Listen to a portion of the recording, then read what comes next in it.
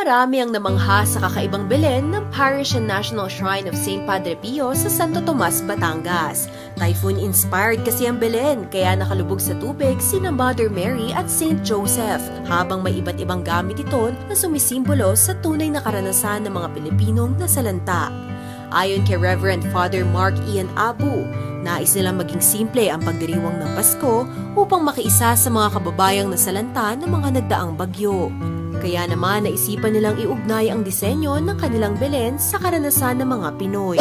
Lately kami dito sa Batangas ay nahit ng bagyong Christine at marami sa aming mga kababayan ang hanggang sa ngayon ay nasa evacuation centers. We were thinking na simplihan natin ang pagdiriwang hanggang sa isa sa aming mga staff na nagsabing simplihan din natin, Father, ang Belen. So doon pumasok ang aming conceptualizations na bahay na sira-sira na para siyang binagyo, tapos binaha siya, tapos ay suotan natin ng kakapote si St. Joseph. Si Mama Mary ay makip na normaling plastic na ginagamit na rin kapag umuulan, kapag medyo hirap ang buhay.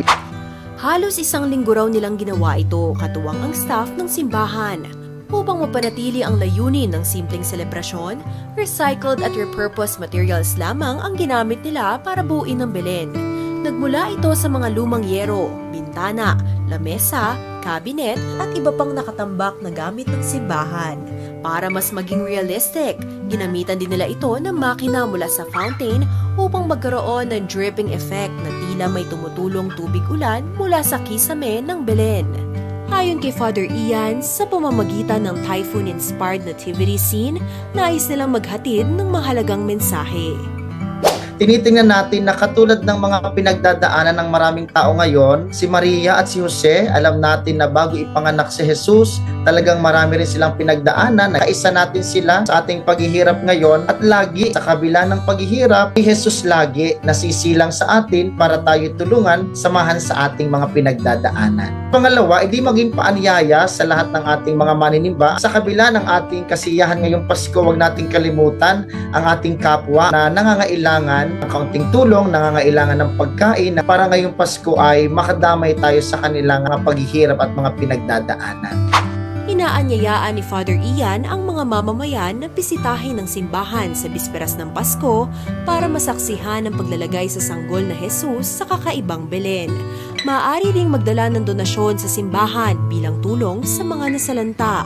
Sa katabi ng ating tarpaulin sa may Belen, may nilagay tayong donation box for our calamity fund. Tayo rin ay nag-i-invite sa ating mga churchgoers na mag-offer tayo ng goods. Kasi the first batch ng mga goods nating makokolekta ay ibibigay natin actually ngayong linggo. Dadalhin natin sa mga kababayan natin na nasa evacuation path. The second batch, bago naman magbagong taon, at least meron din silang pagsasaluhan. May dalawang typhoon-inspired Belen na maaaring matunghayan sa simbahan. Makikita ang mga ito sa harap ng Main Church at Divine Mercy Sanctuary of Pilgrims. Maaaring bisitahin ang mga Belen mula 5 a.m. hanggang 9 p.m. Amin pong paanyaya sa inyo na sa diwa ng Kapaskuhan, diwa ng pagbibigay at pagpapasalamat sa Diyos, tayo po ay magbigay, magbahagi at alalahanin sa ating mga panalangin ang mga kapatid nating hanggang sa ngayon ay ubos na nangangailangan kaysa sa atin. Dalangin po namin nawa po'y mas maramdaman ng bawat isa sa atin ang kasiyahan at kagalakan ng Paskong darating.